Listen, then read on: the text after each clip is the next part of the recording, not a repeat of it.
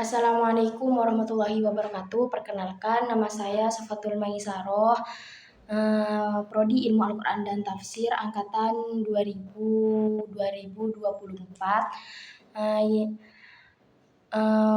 Yang terhormat kepada Bapak Dr. Zahrul Fitrian, MA.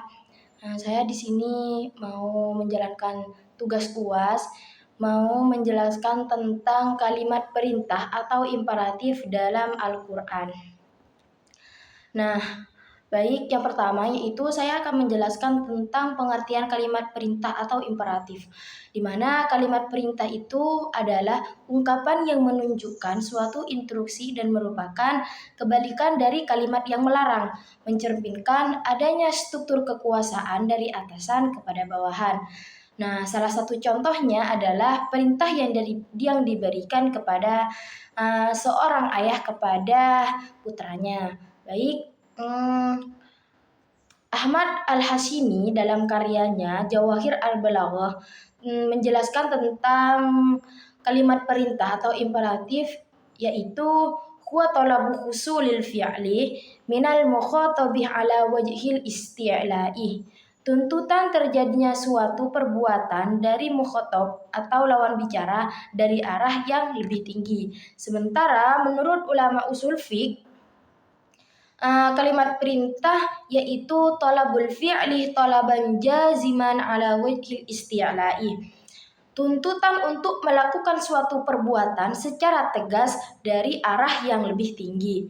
Nah, kalimat perintah ini tidak selalu berbentuk formal. Redaksi lain secara kontekstual mengandung makna permintaan seperti ucapan saya haus. Nah, secara implisit meminta minum juga dikategorikan sebagai kalimat perintah. Baik, lanjut ke bentuk redaksi kalimat perintah atau siwatul amr. Dalam Al-Quran, perintah dasar muncul dalam beberapa variasi.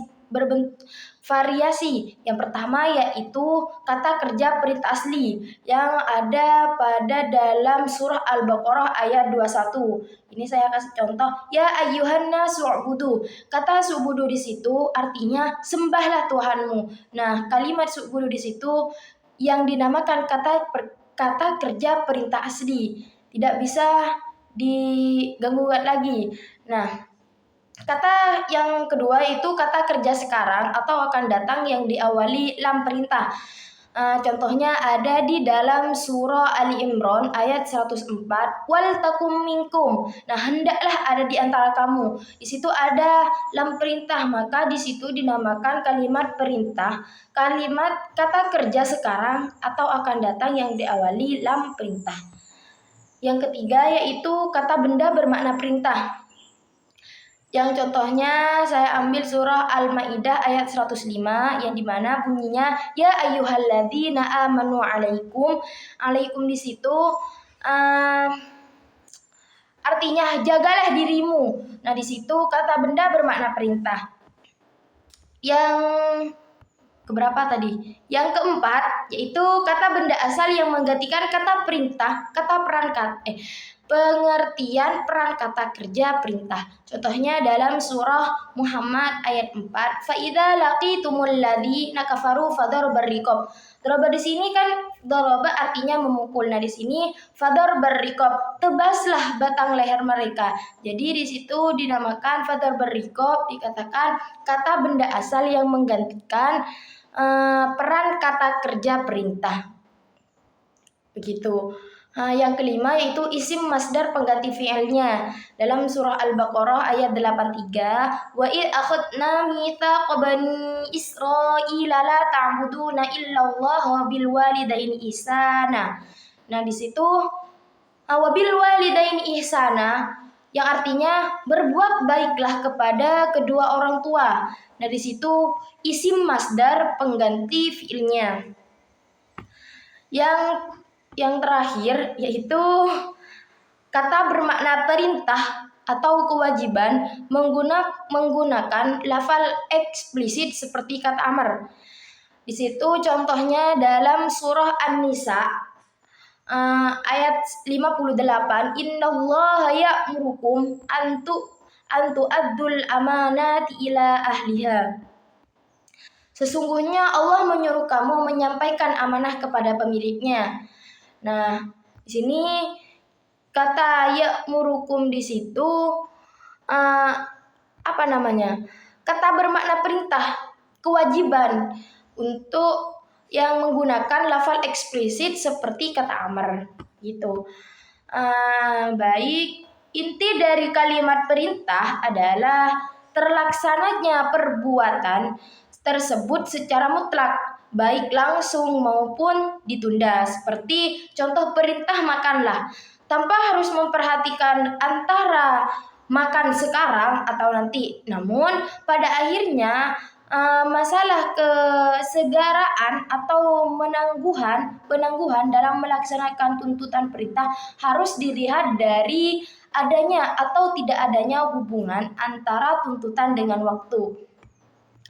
Yang saya akan menjelaskan B, fungsi kalimat perintah dalam Al-Quran. Kalimat imperatif atau juga dikenal dengan kalimat perintah dalam linguistik Arab disebut amr. Nah, para ulama balaghah dan ahli tafsir menyepakati bahwa usud al-amr dalam Al-Quran yaitu memiliki berbagai fungsi sesuai dengan konteks dan situasi ayatnya.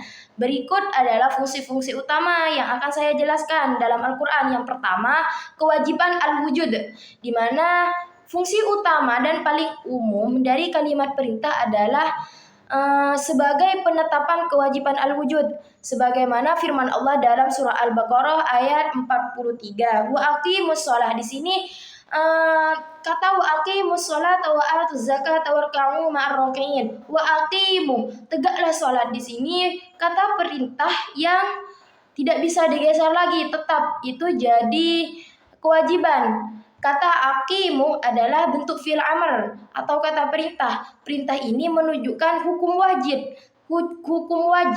Maka karena itu, salat merupakan kewajiban setiap muslim yang sudah memenuhi syarat dalam kaidah usul fiqh. Yang dalam kaidah usul fiqh itu sudah disebutkan aslu fil amri lil wujud. Artinya, selama tidak ada dalil lain yang mengubah maknanya, maka perintah dalam Al-Quran dipahami sebagai wajib yang dilakukan. Dalam Al-Quran dipahami sebagai wajib dilakukan. Yang kedua yaitu anjuran sunnah, yang dimana contohnya dalam surah Al-Baqarah ayat 282, wa ashidu idza tabayatum, dan persaksikanlah apabila kamu berjual beli. Nah, para ulama berpendapat bahwa perintah mendatangkan saksi dalam transaksi jual beli dalam ayat ini tidak bersifat wajib, melainkan anjuran sunnah. Hal ini menunjukkan bahwa konteks dan indikator atau qarinah sangat menentukan makna kalimat perintah dalam Al-Quran. Lanjut, saya akan menjelaskan tentang makna lain kata perintah sesuai konteks ayat. Nah, kalimat perintah dalam bahasa Arab yaitu memiliki bentuk struktur yang beraneka ragam. Meskipun kalimat imperatif pada mulanya berfungsi sebagai bentuk perintah atau larangan, namun dalam banyak kondisi kalimat perintah memiliki fungsi dan makna yang cukup beragam pula. Dalam linguistik modern, kajian makna dalam kalimat perintah ini masuk dalam ranah ilmu semantik dan pragmatik. Penelitian terkait pembahasan makna dalam kalimat perintah telah dilakukan oleh beberapa peneliti dan kebanyakan menggunakan pendekatan balaghah pragmatik. Oke, saya lanjut ke dalam Al-Quran. Banyak ditemukan kalimat perintah dengan asumsi bahwa kalimat perintah itu tidak semuanya bermakna asli, yaitu menunjukkan datangnya suatu perbuatan dari mitra tutur. Sebagian dari kalimat perintah itu menyampaikan makna lain, dan makna itu ditentukan oleh konteks di saat kalimat itu diujarkan. Sebagaimana disebutkan di atas bahwa kalimat perintah bisa mengandung makna-makna yang bervariasi sesuai dengan konteks dan indikator yang ada. Berikut ini adalah makna-makna yang terkandung dalam kalimat perintah. Yang pertama yaitu membolehkan atau ibahah, yang dimana makna ini bisa ditemukan di dalam ayat Al-Qur'an berikut, wa kulu washrabu hatta yatabayyana lakumul khaytul abyadu minal khaytil aswadi minal fajr. Maka makan dan minumlah hingga jelas bagimu antara benang putih dan benang hitam yaitu fajar. Nah, kalimat perintah dalam ayat ini yaitu kulu washrabu, makanlah dan minumlah, dengan piranti fi'il amar. Penuturannya Allah Subhanahu wa taala dan lawan tuturnya adalah orang yang beriman yang mendapatkan kewajiban untuk berpuasa. Nah, lanjut. Maksud dari ayat tersebut adalah diperbolehkannya makan dan minum pada malam hari di Ramadan hingga terbitnya fajar. Maka kebolehan yang terkandung dalam kalimat perintah dalam ayat tersebut hanya untuk memberi dorongan agar orang-orang Islam itu makan sahur, karena makan sahur di sini mengandung keberkahan sebagaimana yang disabdakan oleh Nabi Shallallahu Alaihi Wasallam. Yang kedua itu memberi pilihan takhir. Kalimat perintah bisa mengandung arti pemberi pilihan. Contohnya langsung ya dari ayat Al-Qur'an yang relevan dengan pembahasan makna takhir dalam fi'il amar adalah sebagai berikut. Itu nisfahu aw yanqus minhu qalila aw zid alaihi waratilil Qur'ana tartila, yaitu seperduanya kurang sedikit dari itu atau lebih dari seperdua itu, bacalah Al-Quran itu dengan perlahan-lahan. Fi'il amar dalam ayat tersebut yaitu zid atau ingkus adalah bentuk nyata dari perintah yang mengandung makna pemberi pilihan. Takhir, penjelasan dari kasus yang tersebut mirip dengan penjelasan syair dari ucapan Basras. Mungkin itu yang bisa saya sampaikan mengenai kalimat perintah dalam Al-Quran. Yang intinya kalimat perintah dalam Al-Quran itu tidak semuanya wajib dan tidak semuanya perintah dilaksanakan sesuai konteks yang ada dalam Al-Quran dan ayat yang sudah dijelaskan. Mungkin itu yang bisa saya sampaikan tentang stilistika sintaksis al-mustawa al-nahwi at-takhribi kalimat perintah atau imperatif dalam Al-Quran. Mungkin apabila ada salah, saya mohon maaf. Wabillahi taufiq wal hidayah. Assalamualaikum warahmatullahi wabarakatuh.